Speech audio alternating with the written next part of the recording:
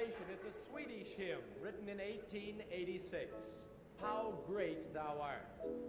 Here in Melbourne, we have two crusade choirs. The ones you see on the platform this afternoon and down here have the red identification badge on, and we have a green choir which will be here tomorrow. We had over 1,400 of them registered. And we know that you'll enjoy their ministry and song, and just now we're going to ask them to come. Mr. Shea to come and the choir to join him in singing, How Great Thou Art.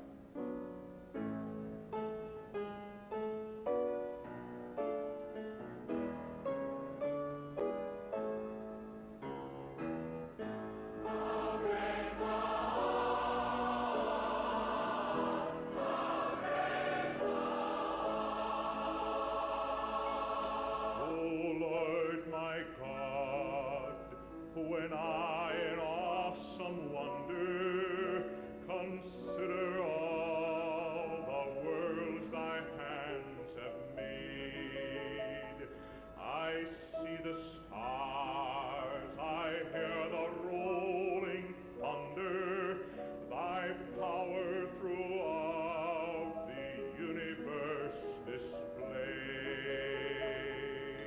Then sings my soul,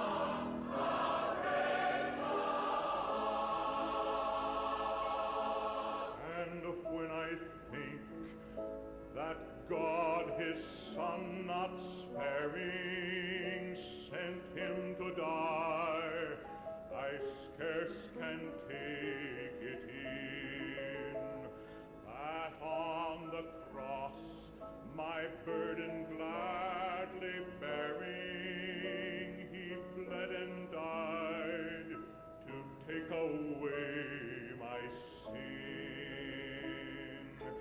Then sings my soul, my Savior God to thee. How great thou art!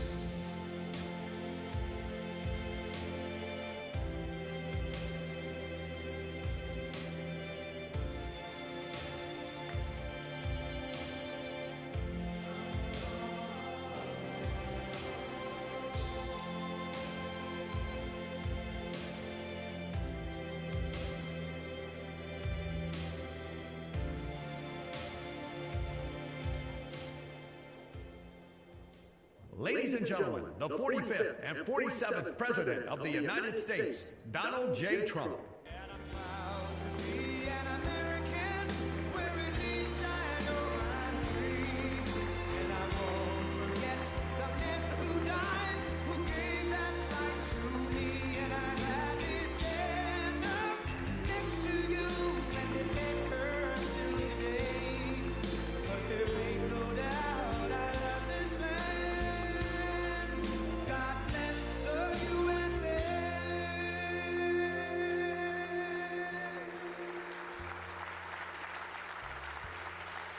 Thank you very much, everybody. What a great song that is, but we'll cut it a little short because we have some business to discuss. What a group of smart ones we have in front of me today. That's about as good as it comes. Up here, the brain power, the greatest power of them all, the brain power. Well, I'm thrilled to be here with so many tech leaders and luminaries as we take historic action to reassert the future which belongs to America, always has belonged to America. We just lost sight of it on occasion. And I just want to start by stating that we've just concluded our big trade deal with Japan and numerous other countries in addition, as you know. But on the Japan deal, because it was literally just signed, letter was just signed, it gives us a sort of signing bonus. So I'll bring it into sports talk, a signing bonus. Like you have signing bonuses too, I understand. Getting a lot of money, 100 million, that's not bad. But that's not as good as the signing bonus we got. We got a $550 billion signing bonus for the country. And we had the tariff at 25%. As you know, we had a tariff at 25%. And these are great people that we negotiated with, but we agreed to reduce it to 15 based on the fact that Japan has agreed for the first time ever to open up its country to trade so that all of our American businesses and business geniuses, including many in this room, can go out and do business openly and freely in Japan, a very rich and prosperous and profitable and wonderful country, frankly. And we will pay a zero tariff as we do business in Japan. So we're paying zero, they're paying 15. We're getting $550 billion. And to be exact, it's 90% of that, but we control the whole lot of it. And it's really been great. And they're very happy, and their stock market went up, and our stock market went up, and that's supposed to be the way it is. Ours went way up, and theirs went up. And we've made numerous other deals like that. But the opening up of a country is very important to us. We have numerous countries that have opened their doors, just made some incredible transactions, but we're going to have a very, very simple tariff for some of the countries. There's so many countries you can't negotiate deals with everyone, so we'll have a straight, simple tariff of anywhere between 15 and 50%. A couple we have 15 because we haven't been getting along with those countries too well, so we just say, let's pay 50, and that's the way it is. But remember, we get countries that were closed, always closed. Everyone in this room would never remember any of them to be open. We've offered such a deal to the European Union where we're in serious negotiations, and if they agree to open up the union to American businesses, then we will let them pay a lower tariff.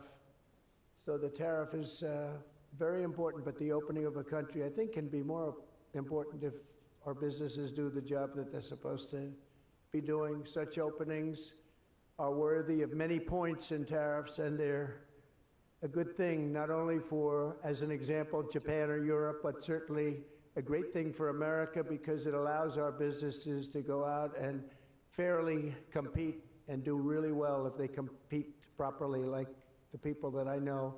Everyone in this room practically I know has competed very successfully. I haven't seen any, and I know the losers just like I know the winners. I tell you, I don't see any of the losers here. But now if some of the countries that pay 25% or more on autos complain. Remember that Japan was willing to pay upfront the $550 billion for that privilege of negotiating with the United States of America. We also made a deal yesterday with the Philippines and Indonesia, which in both cases will be opening up their country. And we're in the process of completing our deal with China. And as you know, the UK, we made a deal. It was a very good deal for everybody. Everybody's happy. It's always nice when everybody can be happy.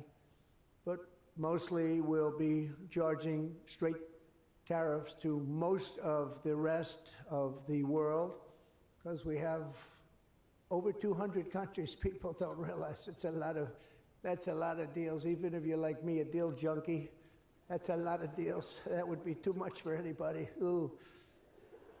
How did we do with this country that I never heard of? We got a lot of deals cooking, but America is taking in hundreds of billions of dollars like it never has before. Investments into our country at the highest point ever in history, and we've just really been opened up for business for 3 of the 6 months. The first couple of months, we got ourselves all set, done a great job with our military. As you know, you saw that 2 weeks ago when you saw the way those incredible B-2s flew into Iran and took out an entire nuclear potential deadly force. But I want to thank some of the incredible people that I see before me, including White House AI czar David Sachs. He's been great for organizing this very important summit, and especially for putting it in D.C. where it's a little bit easier. I don't know if it's easy for you, but it's a hell of a lot easier for me. Along with his colleagues at the All In podcast, which is very good. I did that podcast a year and a half ago, and I said, this is something, it was pretty new, pretty raw. Everybody I knew saw that podcast. I said, well, he's got something pretty good. Who is that guy? He's a smart guy, by the way. I think if I ever get in, which at the time people were saying I had a shot, not as good a shot as it turned out. We won in numbers that nobody believes. We won every swing state. We won by millions and millions of votes, winning the popular vote.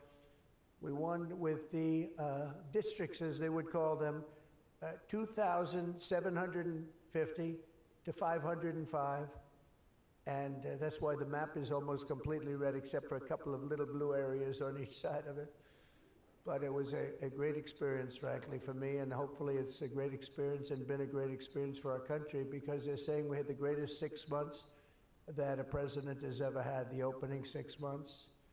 And I'm not even sure, maybe 6 months, I'm not sure it's the opening, but let's call it the opening 6 months. It sounds a little bit nicer. I want to also say hello and thank to Chamath and his wonderful wife, Nat. Thank you very much for being here. Thank you very much. It was great seeing you again. Great couple. David Friedberg, and even, as we know, Jason Calacanis. I say even. Thank you, Jason. Thank you, Jason. I appreciate that. Yeah, he's a good person. Thanks as well to the Hill and Valley Forum and our future Undersecretary of State, Jacob Hellberg. Good work. Go stand up, Jason. Good. I met him a year and a half ago, and I was very impressed. I said, let's bring him in. We bring in a lot of smart people. And David's been unbelievable as the job he's doing. Along with Secretaries Doug Burgum, who's been incredible. Doug? Thank you. Thank you, Doug. Great job. He's producing low-cost energy. We're down to $64. I want to get it down a little bit further if we can. I don't know if the oil companies love that or not, but we want to have very inexpensive electricity so that you can power up the plants, because you need more electricity than any human beings ever in the history of the world. When I heard what you really need, I said, you got to be kidding. Double what we produce right now for everything, right? I don't know, Jensen, you're going to have to explain that to me someday, why they need so damn much. Could you do with a little bit less? My father always used to say, turn off the lights, son. But you guys are turning up the lights. I want to thank Howard Lutnick for doing a terrific job. He was involved in the big deal that we just completed with Japan. Howard, wherever you are, Howard. Where is Howard? Hi, Howard. Great job you did. Appreciate it. Really, that was an interesting negotiation, wasn't it? These are tough people. These are good negotiators, I will tell you, Japan. But they love their country, and they do what's right for their country. I want to thank Chris Wright, if Chris is around. Chris is here, because he's helping with the tremendous energy success that we're having. We're having tremendous energy success. We're the biggest. We have more energy than anybody else in the world. Nobody knew that until I came along, but we have more energy than anybody else in the world. We're making incredible deals on energy, including deals in Alaska. Well, we that's the mother lode, that's the big one, and we're making deals with various Asian countries that need it, and it's actually hard to believe, you don't think of it, but Asia is very close to Alaska, relatively speaking. It's not the closest, but it is pretty much the closest when it comes to oil and gas and energy, and we're making some incredible deals, and I want to thank Chris. Chris is fantastic, works in partnership really with this gentleman who's the head of you've got the land and he's got the energy, right? But they formed a great partnership, Doug. So that's one of the greatest partnerships I've seen in a long time. They work hand in hand, and they have done a great job. Administrators, Kelly Loeffler, I think, is here. Kelly, thank you very much. Hi, Kelly. Hi, Kelly. And probably the most important man in the room, and I say it in all sincerity, more important than Doug and Chris and all that energy they're producing. He's a man that produces fast permits on the environmental impact statements. He gets them done. I said, Lee, you have 1 week for nuclear, and you have a couple of days for oil and gas, okay, for the approvals. And we kid, but you know, he really is. He's knocking them out fast. He's knocked out a lot. A lot of you guys have started your plants already, and you've already had your approvals. So where's Lee Zeldin? Is he here? He is so great. This guy, he is so great. That's why he has a slightly better seat than I gave to Doug, you see? He's doing a fantastic job in a lot of ways, but he's doing a great job, and he's getting fast permits, and safe and good and everything else, but he's moving them along rapidly, already given some. And you know, one of the most exciting things we'll talk about in a second is the fact that you're going to build your own electric producing plants when you build whatever you're building. And it's different things, including automobile factories, which are going up all over the place. You'll see them starting soon. They're moving into our country because of the tariffs, because they don't want to pay the tariffs. They're moving into our country at a record speed. But the ability to build your own electric plant, not having to rely on a 100-year-plus old grid. And then if you have electric capacity extra, you're going to sell it into the grid, make some money, but you'll sell it right back into the grid. Director of the Office of Science and Technology Policy, Michael Kratsios. Michael, thank you very much. Thank you, Michael. As well, it's supposed to be taking a vote right now, a big vote. Senator Ted Cruz. Is Senator Cruz here? Oh, look at my senator. Why aren't you voting? I think we lost David McCormick, who's voting. So is David here? Because you're supposed to be voting, Ted. I don't know. I'll tell you what, this man works hard. Ted works hard, and he works good. And a very special thanks to some of the top industry leaders here, including somebody that's amazing. I said, look, we'll break this guy up. This is before I learned the facts of life. I said, we'll break him up. They said, no, sir, it's very hard. I said, why? I said, what percentages of the market does he have? Sir, he has 100%. I said, who the hell is he? What's his name? His name is Jensen Huang, NVIDIA. I said, what the hell is NVIDIA? I've never heard of it before. He said, you don't want to know about it, sir. I figured we could go in and we could sort of break them up a little bit, get them a little competition. And I found out it's not easy in that business. I said, supposing we put the greatest minds together and they work hand in hand for a couple of years, He said, no, it would take at least 10 years to catch him if he ran NVIDIA totally incompetently from now on. So I said, all right, let's go on to the next one. And then I got to know Jensen, and now I see why. Jensen, will you stand up? What a job. What a job you've done. Yeah.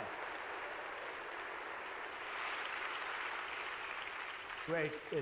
He's a great guy, too. Lisa Su of AMD. Lisa?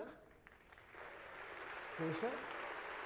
Thank you. Congratulations. Great job.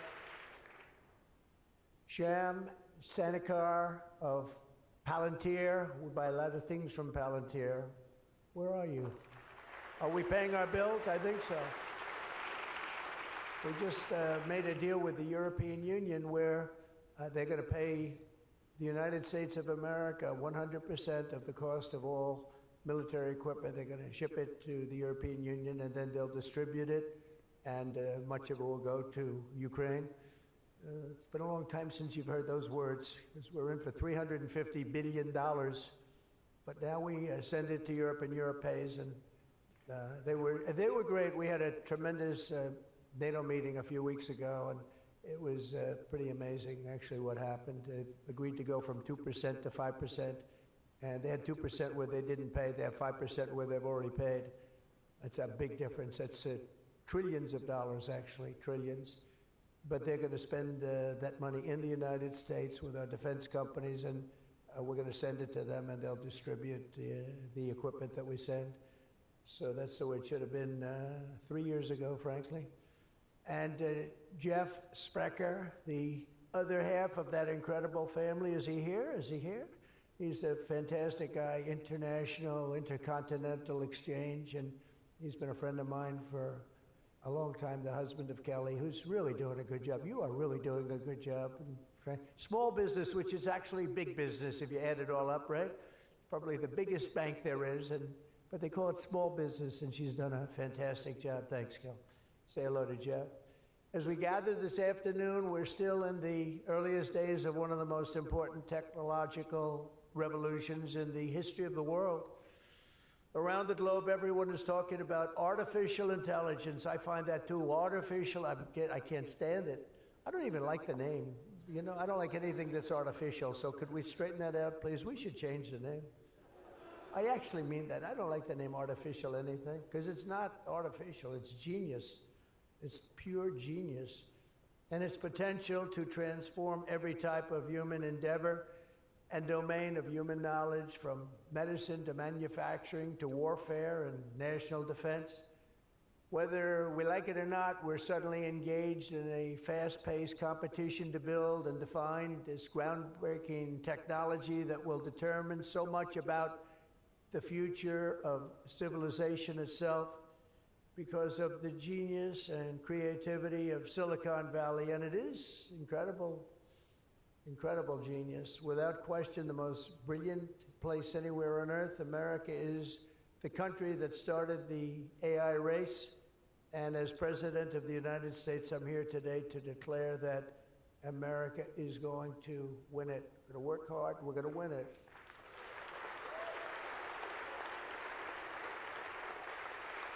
Because we will not allow any foreign nation to beat us. Our children will not live on a planet controlled by the algorithms, the adversaries advancing values and interests contrary to our own. We don't want to have contrary interests. We want to get along, and we'll get along with other countries. We're having a great relationship, as I told you, with those countries that we mentioned, with Japan and Indonesia and so many others. The European Union, we're getting along very well with China. A lot of respect for President Xi. We have a great relationship, and we'll see how it all works out. But we're getting along with countries it's really been pretty amazing, I will say that, and it's a good thing. It's a good thing, not a bad thing.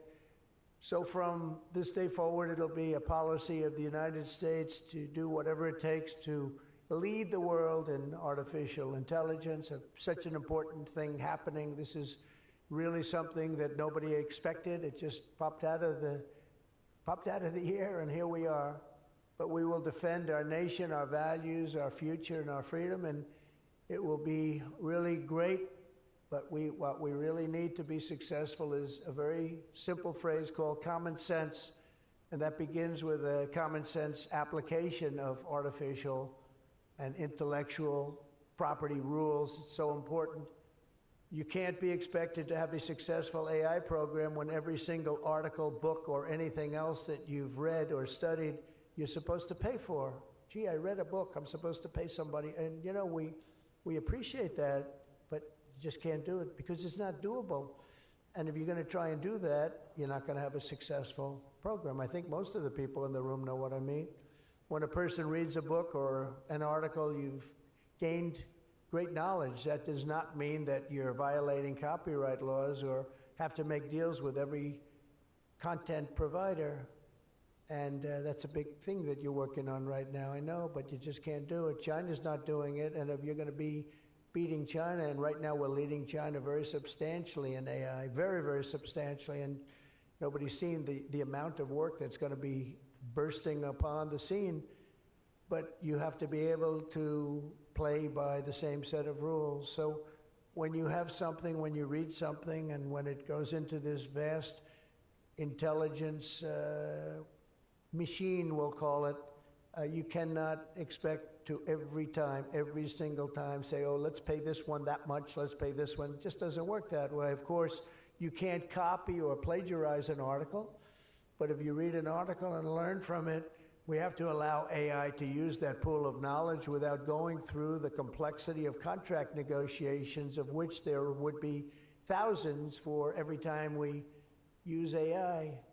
We also have to have a single federal standard, not 50 different states regulating this industry of the future. And some people would say, gee, that's an unpopular thing to say. I was told before I got up here, this is an unpopular thing because some people, they don't want that. But I want you to be successful. And you can't have one state holding you up. You can't have 3 or 4 states holding you up. You can't have a state with standards that are so high that it's going to hold you up. You have to have a federal rule and regulation. Hopefully you'll have the right guy in this position that's going to supplant the states. If you are operating under 50 different sets of state laws, the most restrictive state of all will be the one that rules. So you could have a state run by a crazy governor, a governor that hates you, a governor that's not smart, or maybe a governor that's very smart, but decides that he doesn't like the industry and he can put you out of business because you're going to have to go to that lowest common denominator. We need one common sense federal standard that supersedes all states, supersedes everybody, so you don't end up in litigation with 43 states at one time. You got to go litigation free. It's the only way. And we also have to watch Europe, Asia, and all foreign countries so that they don't make rules and regulations that likewise make it impossible for you to do business, and where you'd have to make everything in AI cater to them, because again, you'd have to cater to the toughest country or to the toughest state. You can't do that because it would ruin it. I just terminated all of the, as an example, California car emissions rules, which were a disaster. It cost them just billions of dollars as an industry, but thousands of dollars per car. The emission rule standard, because they were making the production of an automobile almost impossible and at a tremendously higher cost, much more expensive than it should cost, for very little gain, for actually, in my opinion, negative gain. The automobile was worse. Under this administration, our innovation will be unmatched and our capabilities will be unrivaled. And with the help of many of the people in this room, America's ultimate triumph will be absolutely unstoppable. We will be unstoppable as a nation. Again, we're way ahead and we want to stay that way. We can't let individual smaller units stop it, because that's the only thing that can stop it and can really mess it up. As with any such breakthrough, this technology brings the potential for bad as well as for good, for peril as well as for progress. But the daunting power of AI is it's not going to be a reason for retreat from this new frontier. On the contrary, it is the more reason we must ensure It is pioneered first and best. We have to have the best, the first pioneer. We are the best and the first pioneers, and we're going to be really putting a nation that we love, America, we're going to be putting it first. I have an expression, America first, make America great again. A lot of great expressions, but they're all so true. To make America great again, we're going to make this industry absolutely the top, because right now it's a beautiful baby that's born. We have to grow that baby and let that baby thrive. We can't stop it. We can't stop it with politics. We can't stop it with foolish rules and even stupid rules. At the same time, we want to have rules, but they have to be smart. They have to be brilliant. They have to be more brilliant than even the technology itself. Surely there will be challenges on the path ahead, but together we will meet them and transcend them all. We are Americans, and we are Americans first. I have a couple of people I know that don't happen to be from here, but I wish you a lot of luck anyway. I'm looking at 3 people that are not Americans, but they're very good people. Please treat them nicely. But we do not shrink from the future or cower in the face of uncertainty. We dominate the future. We conquer new frontiers, and we control our own fate, and we determine by doing that our own destiny. Winning this competition will be a test of our capacities unlike anything since the dawn of the space age. I believe that. It's hard to believe as the president, the amount of enthusiasm for this one industry. I mean, I can talk about cars where we're doing incredibly well. We have car companies moving in all the time, but I talk about other industries. Everybody's saying this is going to dominate the world. It's going to dominate every industry that ever conceived. I don't know if that's true. I don't know if it's true, but I can tell you that a lot of very brilliant people think it is true. It'll dominate everything. It will challenge us to marshal all of our strength and flex the muscles of American ingenuity and resolve like probably never before. It will require us to blast through obsolete systems, cut through thickets of regulation. We've got to get rid of some of the regulation, but we want good regulation and rebuild the industrial bedrock of our country. And perhaps most importantly, winning the AI race will demand a new spirit of patriotism and national loyalty in Silicon Valley and long beyond Silicon Valley.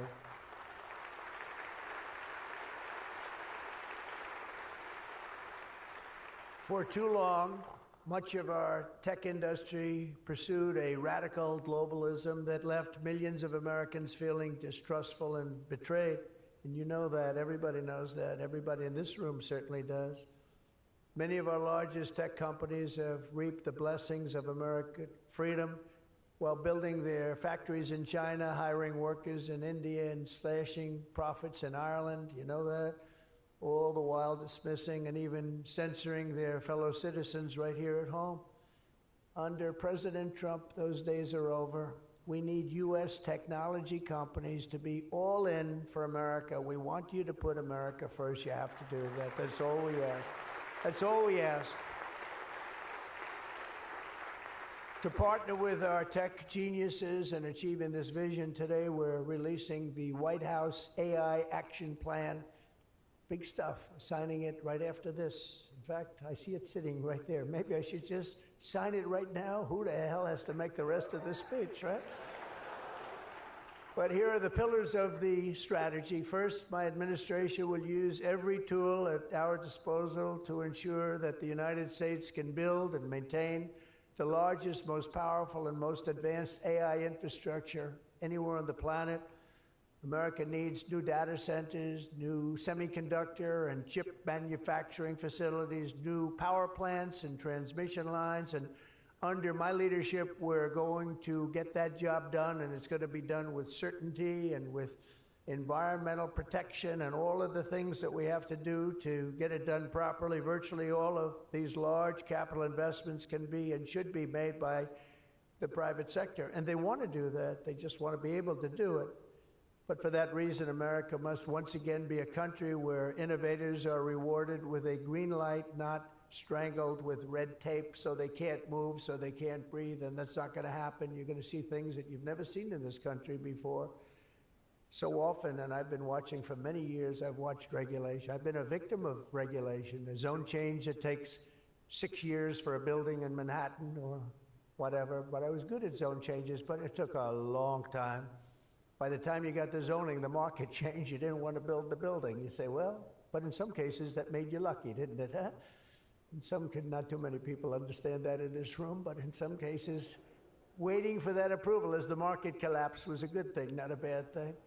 But it's time to reclaim our heritage as a nation of builders, and that's why, upon taking office, I signed a historic executive order directing that every one, and this is so important, for every new regulation, 10 old regulations must be immediately eliminated. So we have old regulations that clog up the books that don't even mean anything anymore. You know, in my first term, I had more regulation cuts than any president in history times 4, and that included 2-term presidents where you're talking about 8 years. We had more than any other president, and I think we may even top it this year. We may very well be able to top it during this period of time because you're really, you are a regulation-prone group, and we're looking to get those regulations out of your way so you can use your genius. Earlier this month, we also enacted the largest tax cuts in American history when I signed the One Big Beautiful Bill into law. And I think the most important thing in the whole tax cut in terms of pure economics, and I think one of the reasons that my first, we had the most successful economy in history during my first term, and I think this is going to blow it away. So far it is, and I think this is going to blow it away. But the reason we had was I had expensing at 100%.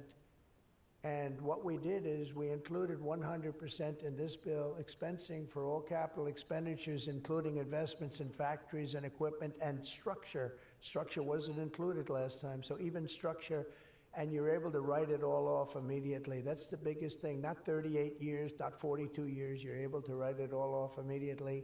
And this time, we've made it for 10 years, not for 1 year. We've made it for 10 years, so you have a much longer period, but I'd say get out and take advantage of it. I think that's one of the reasons that we had such an incredible success with the first tax cuts. And one of the things that this bill does is it extends the first tax cuts and makes them permanent. And in addition to that, we were granted other taxes like no tax on tips, no tax on Social Security, no tax on overtime. A lot of great things. One of the things that I mentioned, not so pertinent here, but if you're in the automobile business, it's pertinent. I said, why is it that people like us always are looking for expenses and deductions, and people that buy automobiles that really have to go out and borrow money to buy a car, why aren't they allowed to deduct the interest on their loan to buy a car from their income tax? And we got it approved. We got it approved. And that is such a big thing. And I think that's going to be such a big thing for the automobile industry. We're going to be making more cars. Within a few years, we're going to be making more cars than we made in the very beginning, in the super prime. We lost almost 50% of our automobile business to Mexico, Canada, and various other places, as you know, in Europe and in Asia. And now we're getting it back. We're getting it back in record numbers, and I think we're going to be topping any amount. In a few years, we'll be making more automobiles than we've ever made in the history of our country, including what I call prime time. My administration is also pursuing a future of all-out American energy dominance, and on day one, I terminated the Green New Scam. You know what that was? You were all victims to it. Perhaps the second or third greatest scam in the history of our country. I would say the first was Russia, Russia, Russia, and we had a couple of others too. But the Green New Scam was one of the greatest. It's so ridiculous what they've made you do. The carbon footprint. They talked about the carbon footprint, and then Obama hops onto a 747 Air Force One and flies to Hawaii to play a round of golf and comes back. What about the carbon footprint? No, we didn't like that. And what Biden has done is absolutely terrible. He made it impossible, almost impossible for people to do business, not even talking about the border. where millions and millions of people flowed into our country, many from prisons, from jails, from gangs, from mental institutions all over the world. No, we're not doing that. We have to get them out. We've got 11,888 murderers. Many of them committed more than one murder. Many of them, more than 50%, committed more murders. We're getting them out of our country, or in some cases they're so bad, we're not getting them out. We're having to lock them up because we don't want them ever to come back, no matter how good we're doing. You know, last month, you probably read, we had 0 people enter our country illegally. And over the last number of years, you'd have hundreds of thousands, literally hundreds of thousands of people a week pour into our country, totally unvetted and unchecked. And what the hell were they thinking? What they've done to our country is so sad, and we can never forget it. But we're unleashing all forms of energy, including natural gas, oil, and clean, beautiful coal. I instructed my people, in the form of Chris and Doug in particular, you are not allowed to say the word coal without saying clean, beautiful in front of it. You can only say clean, beautiful coal. It's a little embarrassing because we had somebody making a speech the other day, right? And he mentioned the word coal about 30 times because that was the subject. And he kept going clean, beautiful. I wanted to say, okay, just take it easy. You could just, got a little bit crazy, right, Doug? But it's, you know, China's using it. They're building now 57 big power plants, all fueled by coal.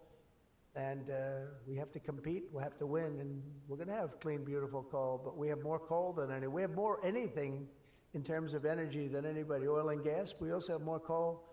In May, I also signed an executive order to rapidly begin construction of safe, reliable nuclear reactors. That's a big thing now. And many of you are going to be using nuclear. You know, I had problems with nuclear. I saw some of the things, but what they've done with nuclear is like what you've done with AI and other things. It's incredible, actually.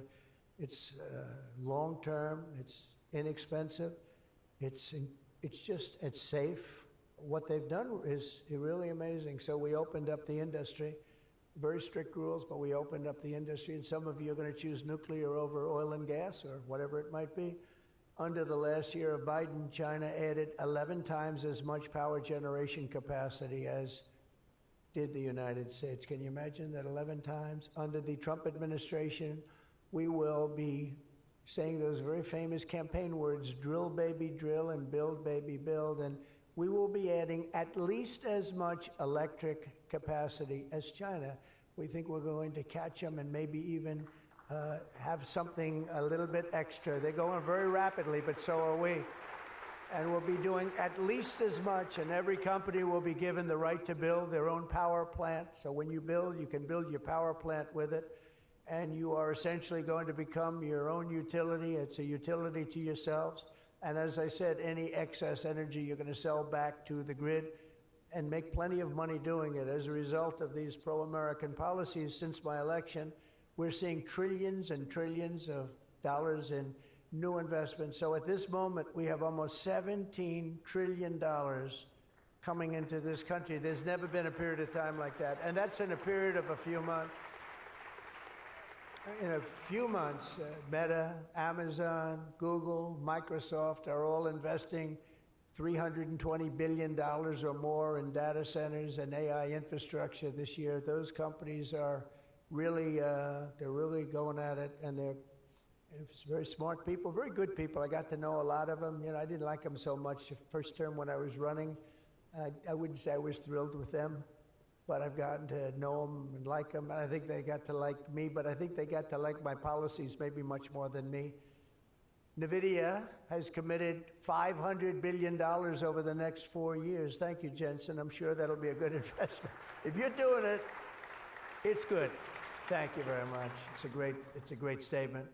Last week, I was in Pennsylvania as 20 companies announced $92 billion with David McCormick, senator, great guy from Pennsylvania. $92 billion in energy and data center projects, including what will soon be the largest natural gas power plant anywhere in North America. They're going to town. It's already under construction, the largest in North America by far.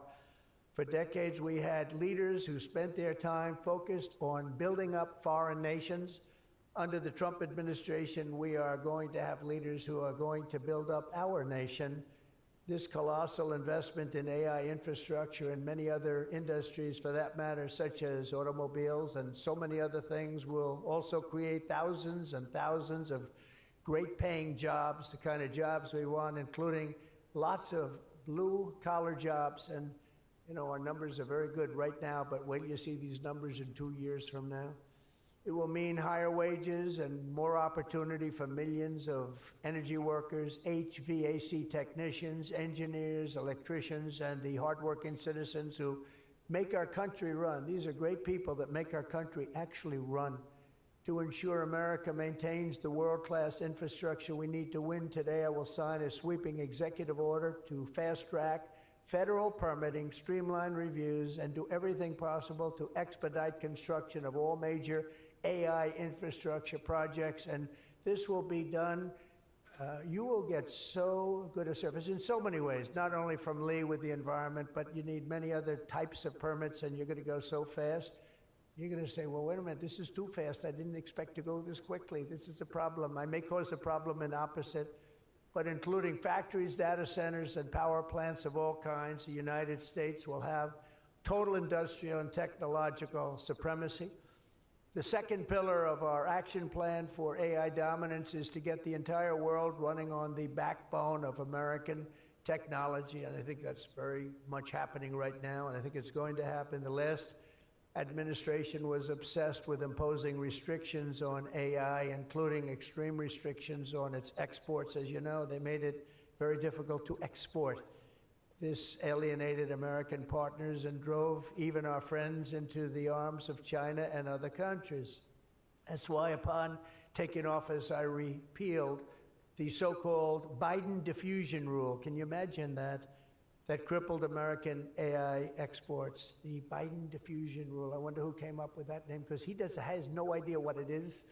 He had no idea what it was. He came up with a rule. I wonder who drew that one. I wonder, was that signed by the auto pen, I think, because they went to him and said, we're going to do a diffusion rule. Mr. President, what? What? It's okay, the auto pen will take care of it. It's one of the greatest scandals in the history of our country, let me tell you. Under my administration, we will maintain necessary protections for our national security, but we will never forget that the greatest threat of all is to forfeit the race and force our partners into rival technology. We're not going to do that. We're not going to do that. Okay? Not going to let that happen. That could be the end. When I traveled to the Middle East in May, every leader I met was thrilled to do business with American tech firms and with America, and they were all thrilled to meet me, believe it or not. It's hard to believe, isn't it? But they were. By the way, most powerful woman in the world is here today. Susie Wiles, stand up, please. Susie Wiles, Chief of Staff. She can take out a country with a mere phone call. No, they just voted her the most powerful woman anywhere in the world. She might be the most powerful person in the world, I think. But she's done hasn't she done a good job, though, huh? Good. But we're going to come home with trillions and trillions of dollars in deals, and that's the way it is. But the King of Saudi Arabia, I met three great leaders. I went to three countries predominantly. King of Saudi Arabia said, and I can say that Qatar and UAE, the leaders, brilliant guys, great people, they said the same thing. They said, you know what, that 1 year ago, your country was dead. It was a dead country. They were looking at China, they were looking at other places, but you had a dead country. And today, Mr. President, you have the hottest country anywhere in the world. They said that, and they meant it so strongly. And when I went to NATO 2 weeks ago, where we made the deal where they pay 5% instead of 2%, they said the same exact thing. They said, boy, I tell you what a difference it is. It's a year ago, you people were dead. We didn't think you were going to make it as a country. Today, you're the hottest country in the world. They all said it. All those leaders said it, 30 of them. So today, I'm signing another major executive order that will turn America into an AI export powerhouse.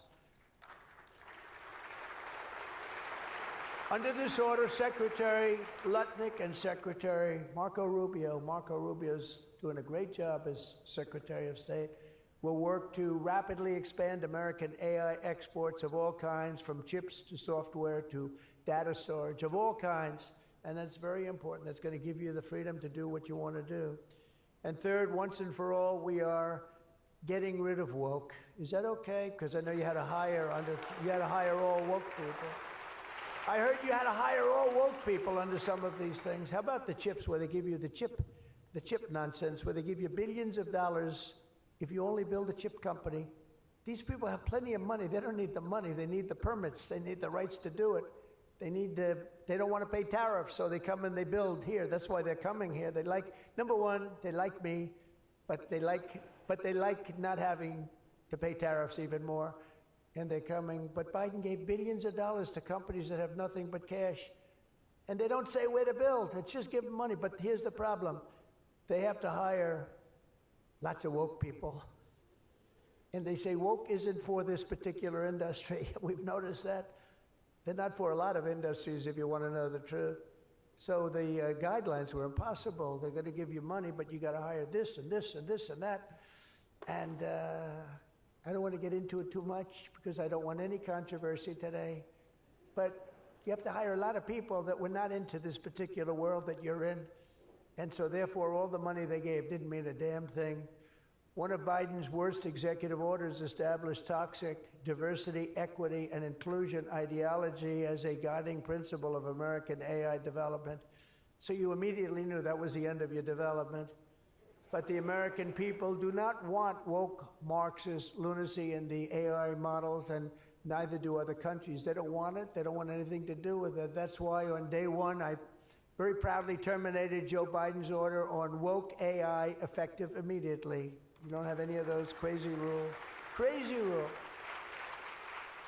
And in just a moment, I will be signing an order banning the federal government from procuring AI technology that has been infused with partisan bias or ideological agendas such as critical race theory, which is ridiculous.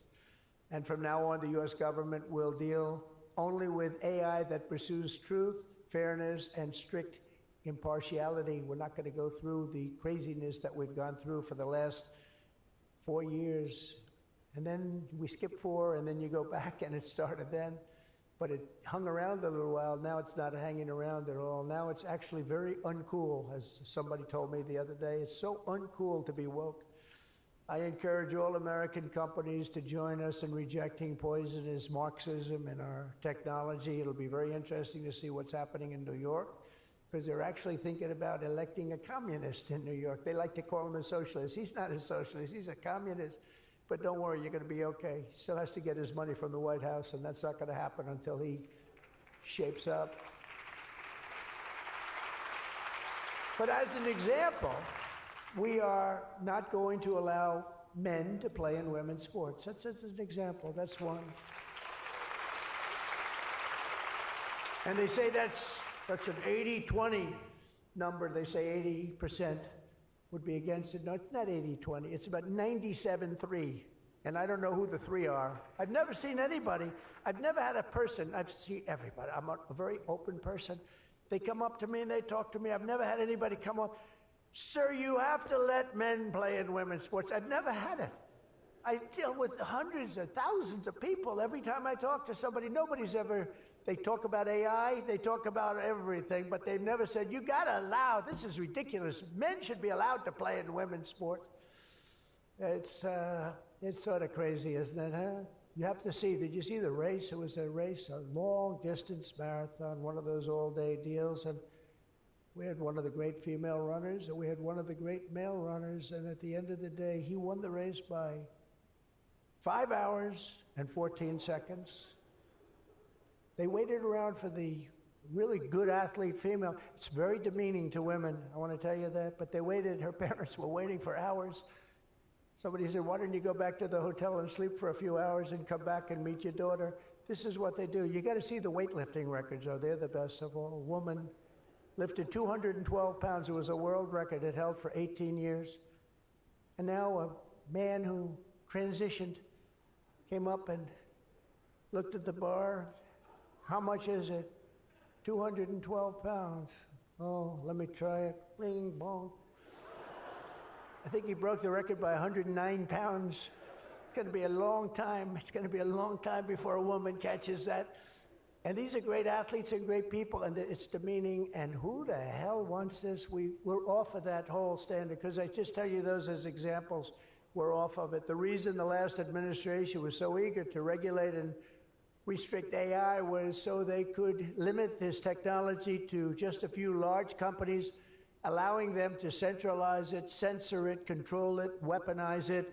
And they would weaponize it. A very dishonest group of people. You probably saw that because we caught them in the act. We really caught them. We had it before, but now we really have them. We have it where it counts. But this is the exact opposite of my approach. The unique strength of the American tech industry has always come from its startups and small tech. It comes through small. Jensen was small. Were you ever small? I think so. When you started in your bedroom, I think you were small, right? He started as very small, and now he's really become very amazing. If you regulate them too much, you kill the source of American genius and technological power. I believe that. Joe Biden had a plan to lose the AI race. I think he wanted to lose it because his plan would never have worked. It would have never been successful, and you would have spent a lot of money and you wouldn't have been able to win. They didn't allow you to win, but we have a plan which only admires and respects the winners. Every citizen should take incredible pride in the inspiring feats of American innovators who are pushing the bounds of human knowledge and achievement. The people of OpenAI, Google, Meta, and countless startups are proving once again that America is impossible. You are just impossible to beat. You're not going to be beaten. We're not going to let that happen. When you do your best, when you work your hardest, and when you're allowed to be free of horrible, foolish regulation. And you're going to have regulation, but it's going to be sensible, smart regulation. There's nobody who's going to beat you. As we push even further into this exciting frontier, let us never forget that all of this prosperity and progress has come from the culture of freedom and hard work, merit, ambition, and risk-taking passed down from one generation of Americans to the next. Silicon Valley rose to wealth, fame, and glory by exemplifying these values, and it will win this race not by rejecting them, but by embracing them like they have never been embraced before. We must put America first. This is a nation that invented the light bulb, the telegraph, the television, the telephone, the computer chip, the smartphone, the GPS, the integrated circuit, and even the internet. Basically, we invented everything. What is left? We invented everything. And now it's AI. We invented everything.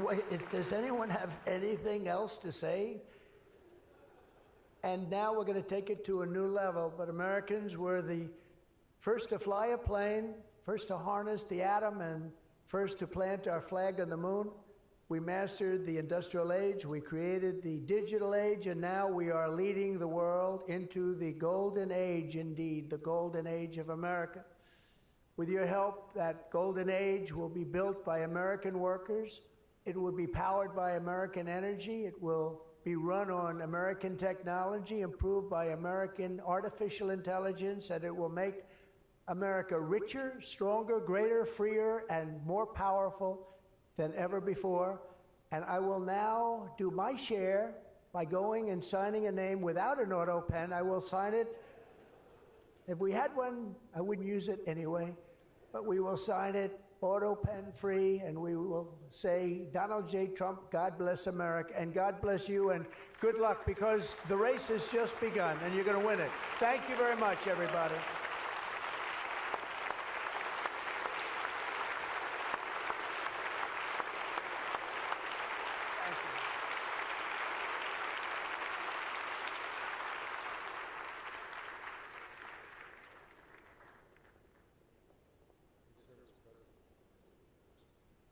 Mr. President, the first executive order that we've prepared for your signature today relates to federal permitting for data center infrastructure. As you mentioned during your speech, this is a crucial issue affecting the entire AI industry. What this executive order will do is establish fast-track permitting and ensure that the federal government is working to get data centers approved and through the permitting pipeline as quickly as possible.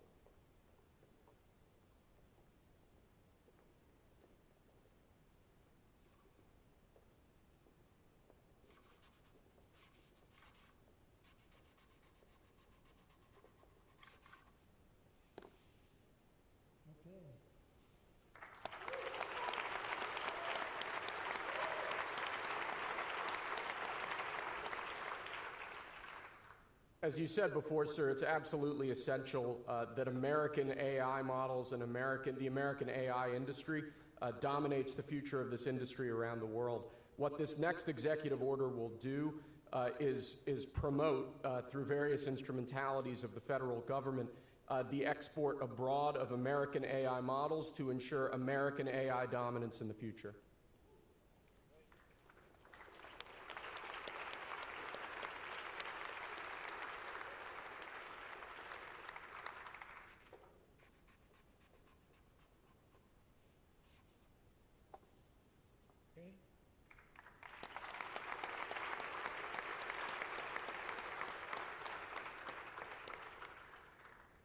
And lastly, sir, as you said in your speech, we don't want woke AI. We want AI models based on accurate information that give accurate information and accurate answers. This executive order will ensure that when the federal government procures or promotes different AI models, that those AI models are ideologically neutral, that they don't embrace wokeism and critical race theory and all of these terrible theories that have done so much damage to our country.